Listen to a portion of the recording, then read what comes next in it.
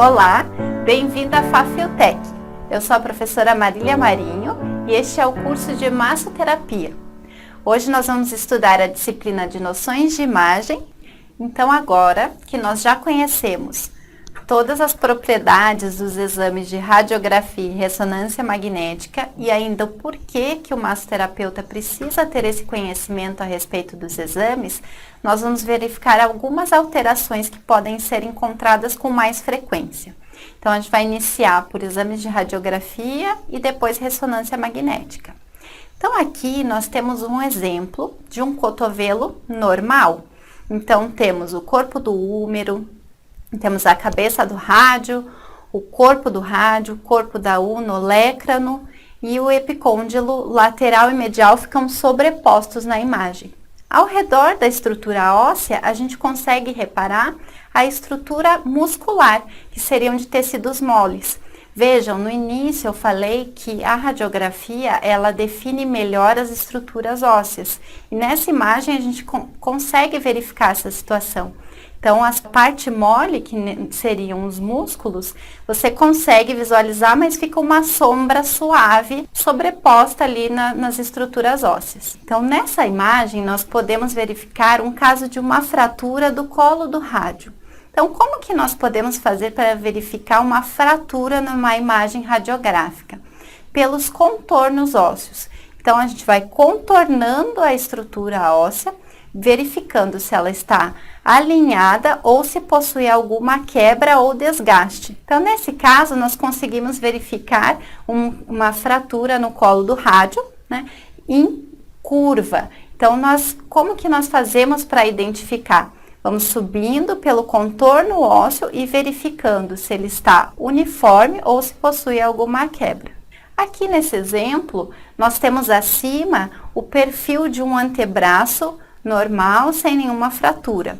Mais uma vez, conseguimos ver bem nítido, de uma forma bem nítida, as estruturas ósseas e de uma forma como se fosse uma sombra, as partes moles. Então, nós temos o húmero, o rádio e a una, o processo do lécrano que forma o nosso cotovelo. E embaixo, a gente já consegue ver uma fratura bem mais feia do que aquela fratura que a gente viu anteriormente em cotovelo.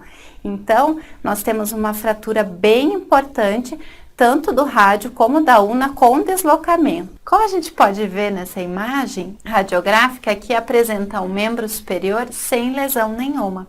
É uma boa imagem radiográfica, com as estruturas ósseas bem definidas e até também as partes moles também estão bem definidas nessa imagem. A gente consegue ver bem o contorno do braço da pessoa.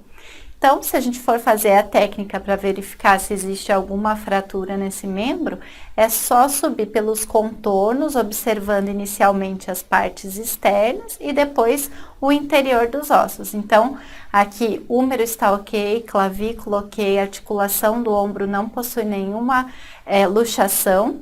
E o colo anatômico também sem alterações nenhuma. Agora, nessas outras sequências de imagem, nós já podemos identificar alterações. Então, inicialmente, uma fratura bem aparente aqui de clavícula, uma fratura completa, que teve até deslocamento da partícula óssea. Já na outra imagem, nós podemos identificar que houve uma fratura ali na parte mais distal de húmero. Então, houve uma fratura com um pouco de deslocamento da estrutura óssea.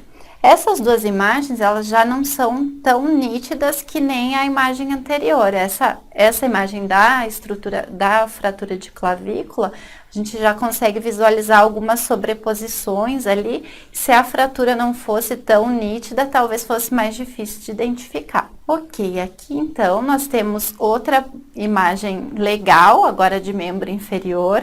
Então, também sem nenhuma alteração. Pode ver como está bem desenhadinha a estrutura da fíbula e da tíbia. Então, tudo ok, sem alteração nenhuma. Já aqui, um caso de fratura bem nítida, no caso da tíbia. Então, a gente consegue ver que houve fratura até com deslocamento. Já no caso da fíbula, a fratura ela é aparente, porém não houve deslocamento ósseo. Então, essa a gente já teria que vir descendo pelo contorno do osso para conseguir encontrar esse tipo de fratura. Quando tem o deslocamento, ela fica bem mais visível, como no caso da tíbia.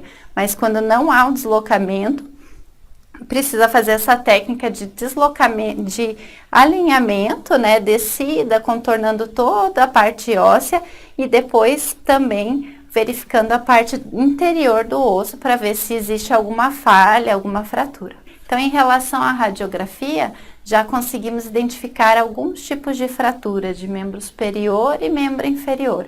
Agora, em relação à ressonância magnética. Então, aqui vamos começar vendo um exemplo de coluna lombar. Essa primeira imagem, a gente consegue ver que não há alteração nenhuma, então conseguimos identificar cabeça e tronco, sem alterações. Porém, na imagem seguinte, nós temos várias alterações em região de coluna lombar. Então, aqui nós podemos ver nessa primeira setinha um exemplo de vértebra íntegra, né? E um disco normal logo na sequência. Porém, abaixo, nós já temos o disco intervertebral degenerado. E através dessa degeneração, houve um extravasamento do disco, realizando a herniação discal. Então, aqui também, muito aparente essa herniação com esse deslocamento posterior. Então, aqui agora, a gente consegue ver uma imagem de coluna cervical com uma degeneração do disco de C3 e C4. Essa degeneração faz um extravasamento do disco e com isso há uma compressão do líquido céfalo-raquidiano. Essa pessoa com certeza já sente irradiação para membro superior. Já vimos então em relação à coluna, lombar e cervical alterações degenerativas e de herniação. E agora uma amostra de que a ressonância também detecta situações de inflamação. Então, aqui nessa imagem, a gente pode ver que há uma inflamação da bursa, que fica marcada no exame toda essa área branca. Com a inflamação, há extravasamento do líquido e por isso que fica essa aparência esbranquiçada no exame e consegue identificar que há uma alteração.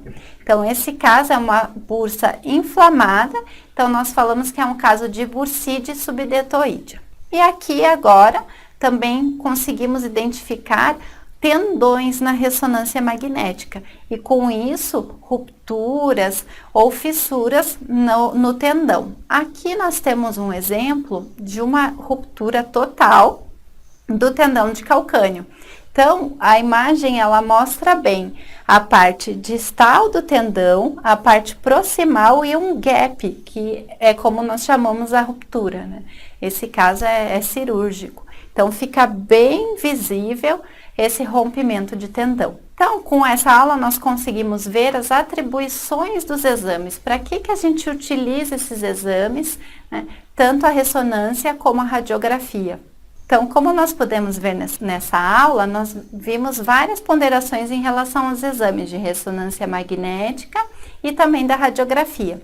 Fica claro que a radiografia, ela consegue nos mostrar claramente alterações ósseas, como fraturas, tumores ósseos, né? E também em relação ao crescimento das crianças, a idade óssea. Também, a partir da ressonância magnética, a gente já consegue ver a estrutura como um todo. Então, identificamos casos de degeneração de disco, também identificamos casos de herniação discal e rompimento de tendão e o caso da inflamação também. Então, a ressonância magnética, ela consegue nos mostrar todas essas alterações. Então, gente, para quem quiser se aprofundar um pouco mais na matéria, o que é sempre importante, nós temos essas dicas de livros que vocês podem procurar e se aprofundar um pouco mais. Este, então, é o nosso conteúdo. Leiam a apostila para reforçar esses exemplos e até o próximo encontro presencial.